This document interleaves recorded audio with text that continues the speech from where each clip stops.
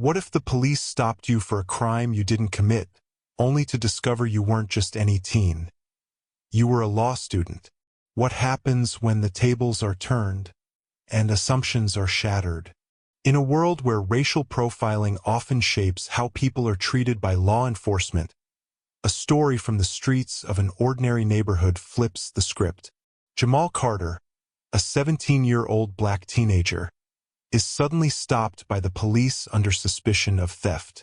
But when the officers dig a little deeper, they find something that changes everything. Jamal is not just any teenager. He's a law student, equipped with knowledge of his rights and the confidence to stand his ground. But what unfolds next will make you question everything about justice, race, and the assumptions that guide our interactions. It's late in the afternoon when Jamal Carter finds himself standing on a quiet street corner, his thoughts still lingering on the case study he had been reading just moments before. The sun is beginning to dip below the horizon, casting long shadows across the pavement. As he walks, Jamal can feel the weight of his backpack, filled with textbooks on criminal law, constitutional rights, and case precedents, pressing against his back. His mind is already shifting to his next class, the long hours of reading ahead, and the future he's working so hard to build. Then, out of nowhere, the screech of sirens slices through the evening air. Jamal instinctively glances over his shoulder, his stomach tightening. A police car is speeding toward him, and before he can process the situation fully, it pulls over to the curb just ahead. Two officers step out of the vehicle. One is tall, with sharp features and an expression that could cut through steel. The other officer is shorter, stockier, with a more aggressive demeanor. They both begin walking toward Jamal, their eyes locked on him in a way that sends an unsettling chill down his spine. The hairs on the back of his neck stand up. It's not the first time this has happened. Jamal had learned early on that as a young black man in this neighborhood, every interaction with the police felt like walking a tightrope. His nerves are immediately on edge. He hasn't done anything wrong. He's just a college student heading home from a study group, but he can already feel the weight of the situation pressing down on him. "Hey, you," the taller officer says, his voice rough but not unkind. "Where are you headed?" Jamal freezes for a moment, a mixture of confusion and fear washing over him. He's being questioned, even though he's done nothing to provoke it. He takes a deep breath, maintaining composure as best as he can. "I'm just walking home from a study group," Jamal replies, his voice calm but his heart racing. The officer's eyes narrow. The shorter officer is scanning him up and down, as if trying to size him up. There's a silence that hangs between them for a moment. Jamal can feel the tension building. It's as if the officers are searching for a reason to justify their stop. He knows that as a young black man in this neighborhood, his presence alone may be enough to raise suspicion. But that doesn't make it any easier to bear. "Where's your ID?" the shorter officer demands. The question feels like an accusation. The officer's tone suggests that there's something off about Jamal, something that doesn't quite add up. Jamal feels a knot form in his stomach. He's done nothing wrong, but the situation is escalating. He's not sure what to do next. Should he comply without question, or should he assert his rights? But then he remembers something important. He's a law student. He knows his rights better than most people his age. And that knowledge gives him a measure of control in a situation where everything else feels out of his hands. He takes a deep breath, his voice steady. "Here's my ID," he says, reaching into his pocket and pulling out his student ID and driver's license. The officers take the cards from him, inspecting them closely. Jamal can't help but feel a sense of unease as they examine the information. He knows that they're not just checking his identification, they're forming an assumption, a judgment based on his age, his appearance, and the neighborhood he's in. The taller officer looks back at Jamal. We've received a report of someone matching your description stealing something from a nearby store. You wouldn't happen to know anything about that, would you? The accusation hangs in the air. Jamal feels the blood drain from his face. Stealing? Jamal's mind races. He's been walking to and from school for months now, never once involved in anything criminal. He's not a thief, and he certainly didn't steal anything from a store. But in that moment, the officer's words feel like an attack on his very character. The tension between Jamal and the officers is palpable.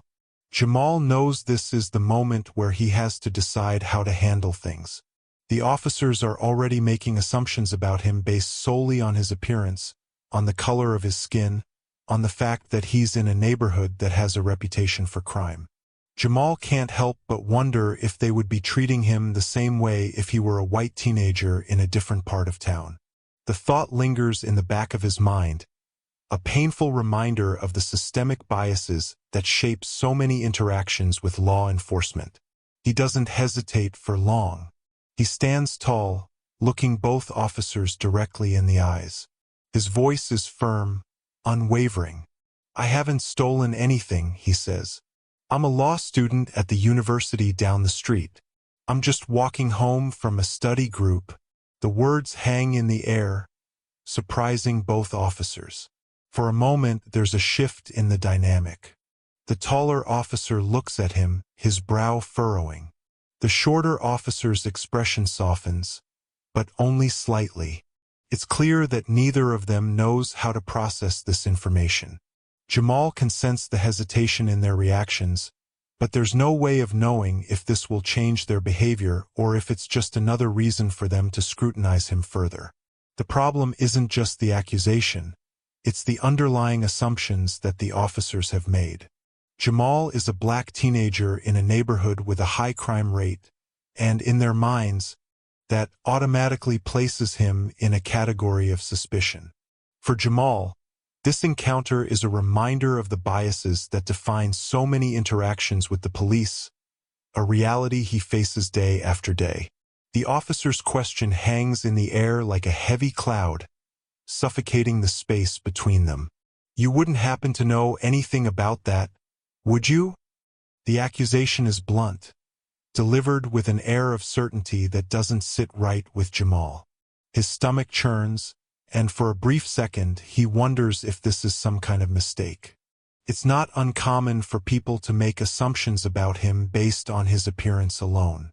A young black man, dressed in a hoodie and jeans, carrying nothing but textbooks and notes. It doesn't take much for people to jump to conclusions. But Jamal knows better. He knows that in situations like this, staying calm and composed is key. He has to prove that he's not just another stereotype. He's more than what the officers assume him to be. "Sir," Jamal says, his voice steady, "I'm not sure what you're talking about. I haven't stolen anything." The taller officer's eyes flicker with skepticism, but Jamal can see that there's a crack in his certainty. He maintains eye contact, refusing to let his anxiety take control. As a law student, he's well aware of how easy it is to fall victim to bias. The officers likely know nothing about him beyond the surface. A black teenager in a neighborhood with a history of higher crime rates. To them, it's all too easy to connect the dots, to assume that Jamal is guilty of something without any real evidence.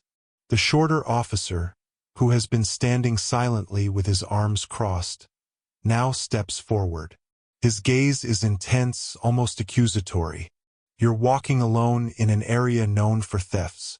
You fit the description," he says, his voice laced with suspicion. "You know how this looks, right?" Jamal's heart races again. He knows the story, the neighborhood, the whispers of crime, the stereotypes that follow him wherever he goes. The officers are convinced that his presence here, combined with the vague report of a theft, is enough to label him a suspect. It's a painful reminder that, for people like Jamal, appearances can be everything, and often, they're wrong. "I understand why you might be confused, but I assure you, I'm not the person you're looking for," Jamal says, his voice firm but respectful. He takes a deep breath, trying to steady his nerves. He's been in situations like this before, being pulled over, being questioned without cause. But this time feels different. He's not just some teenager who doesn't know his rights. He's a law student. He has the knowledge to navigate this situation, even if it makes him uncomfortable. Actually, Jamal continues, I'm a law student at the local university. I'm heading home from a study group. Here's my student ID if you need it. The words come out a little more confidently now, almost as if saying them out loud gives him a sense of power. He pulls out his student ID and hands it over to the officers, his fingers slightly trembling but his posture upright. He watches as the taller officer takes the ID, glancing at it briefly before looking back at Jamal. For a moment, there's a heavy silence. The officers exchange looks. The tension in the air is palpable. Jamal can almost see the wheels turning in their heads. The shift in their demeanor is subtle but noticeable. It's as though the revelation that he's a law student has cracked open a door that was previously shut tight. Jamal knows this might be their breaking point. His calmness, his confidence, and the credibility that comes with his student ID should force them to reconsider their assumptions. But even as the officers process the new information, the discomfort lingers. Jamal's mind races as he wonders if this revelation will be enough to change their view of him. He can feel his palms starting to sweat, though he tries to keep it together. It's not easy being scrutinized like this. He's used to it, but it's always unsettling. The sting of being judged solely for his skin color, the fear that it could escalate into something worse. It's a constant in his life, and it never gets easier. I'm sorry, son, the taller officer finally says, his tone softer now, though still cautious. We just need to check this out. You know how it is. Jamal nods, but the tension doesn't completely dissipate. The officers continue to inspect his student ID, scanning it with a mixture of disbelief and skepticism. It's as if they can't reconcile the image they have of him with the reality of who he is. The confusion on their faces is telling. They were ready to treat him like another suspect, but now they have to adjust their perception. Jamal remains silent as they continue to investigate. He can't help but feel a mix of frustration and resignation. His rights are being questioned, his character assumed, all because of the color of his skin and the neighborhood he happens to be in. He knows this moment could have ended differently, could have escalated. He could have been treated as guilty without a second thought. But instead, there's this uneasy pause, as if the officers are trying to reconcile the information with their preconceptions. Despite the shift in tone, Jamal knows the truth. This moment is more than just a misunderstanding. It's a reminder of how deeply embedded bias is in society, and how quickly those biases can shape a person's fate. He hopes that his calmness, his knowledge, and his demeanor will be enough to diffuse the situation. But he also knows that, for so many others, this would not have been the case. The tension in the air feels almost suffocating. The officers continue to eye Jamal, their expressions hardening with every passing second. The silence between them is loaded with unspoken judgments. Jamal can feel their gaze on him, dissecting him, trying to find something to justify their suspicion. His mind races as he stands there, his thoughts drifting to the endless lectures, the study notes, and the passion he feels for law. But none of that matters right now. He's just another suspect, another young black man caught in the web of assumptions. The shorter officer speaks again, his tone colder now. You're telling me you're a law student, huh? You expect us to believe that? This isn't some game. People like you don't just get into law school. Jamal's heart tightens, but he's done letting fear control him. His entire life has been shaped by the need to prove that he's more than the stereotypes people try to impose on him. And right now, in this moment, he's not just a teenager being unfairly accused. He's someone who knows his rights, someone who understands how the system works. He takes a deep breath, gathering his thoughts, and then he makes a choice. He will not be intimidated. Look, Jamal begins, his voice calm but unwavering. I understand why you might have questions. But I'm not just any teenager. I'm actually a law student at the local university. I've been in class all day, studying constitutional law. That's where I'm coming from. He pauses, letting the weight of his words settle. I'm walking home from a study group, heading to my apartment just a few blocks down. The words are simple, but they carry a weight of their own. Jamal watches as the officers absorb this information. For a moment, neither of them speaks. The taller officer looks at the student ID once more, his brow furrowing. The shorter officer shifts his stance, his arms uncrossing as he glances at his partner, unsure of how to process what he's just heard. The uncertainty in their faces is palpable now. Gone are the initial flashes of suspicion, replaced by a dawning realization that this encounter may not be as straightforward as they thought. Jamal doesn't flinch. He knows what they're thinking, even if they haven't said it out loud. This revelation, the fact that he's a law student, challenges everything they believed about him in that moment. It's as if he's stepped out of the box they had placed him in. They were expecting to confront a young man who might be easily intimidated, someone who wouldn't know how to navigate the situation. Instead, they are face to face with someone who is calm, educated, and well aware of his rights.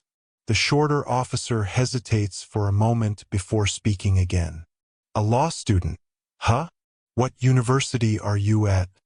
Jamal answers without hesitation, naming the local school where he's been studying criminal law.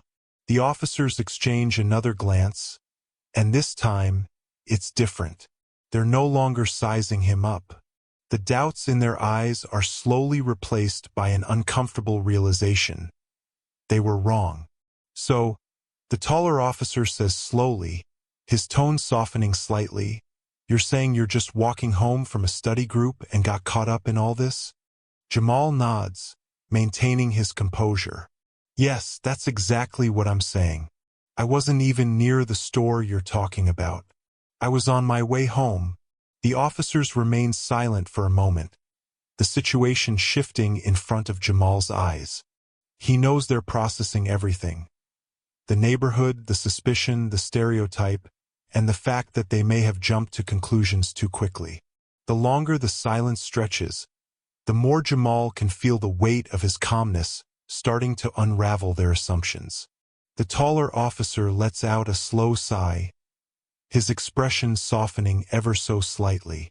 "All right," he says, his voice more measured now, "we'll take your word for it. But we still need to check a few things.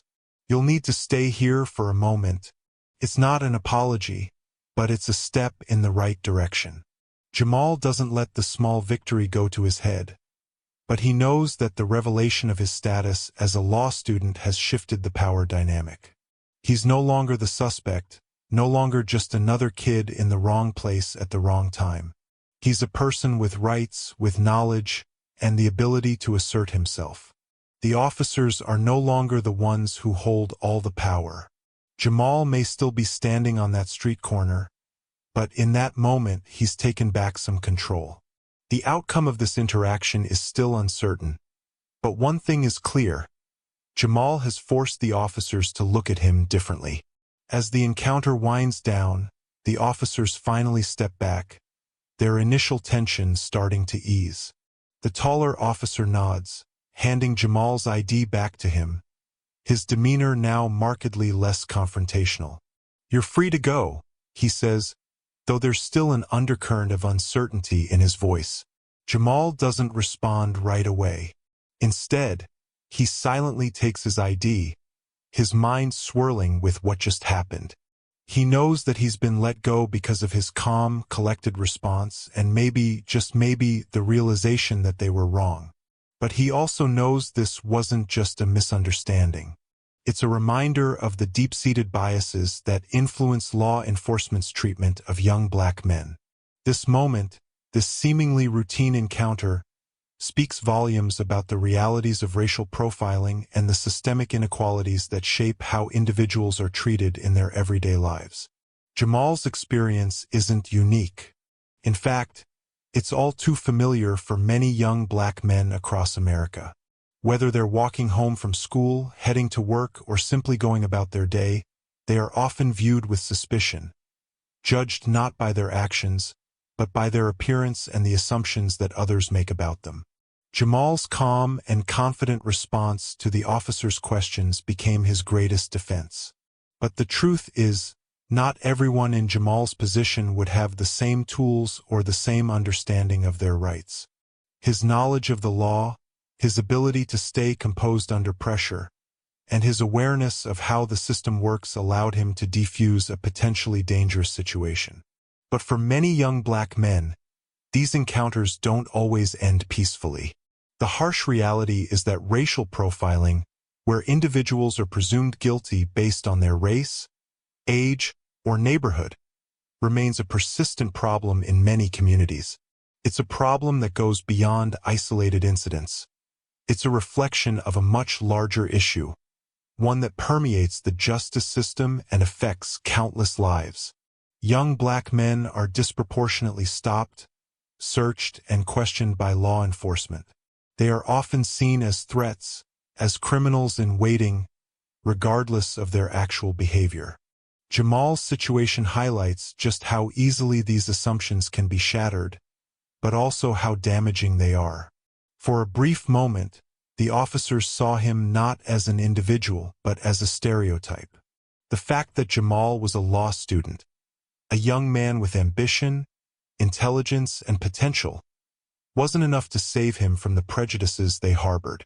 It was only when he asserted his identity and knowledge that the situation began to shift. This is where the conversation must turn. What happens when the systems that are supposed to protect us instead perpetuate injustice? Racial profiling isn't just about mistaken identities. It's about the very real consequences that people face when their skin color becomes the reason for suspicion. For Jamal, the officer's realization that they were wrong was a moment of personal victory, but it also underscores the need for deeper change within law enforcement practices. The officer's hesitation, their second thoughts, and the subsequent reversal of their assumptions illustrate just how fragile these biases can be. One simple piece of information, a law student ID, was enough to force them to reconsider their entire approach.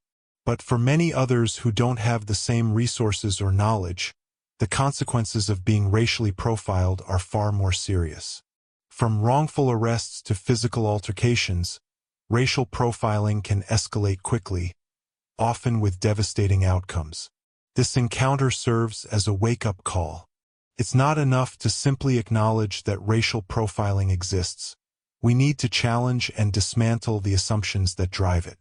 Jamal's story is a testament to the power of self-awareness and education, but it also shines a light on the painful truth that no one should have to prove their innocence simply because of their skin color.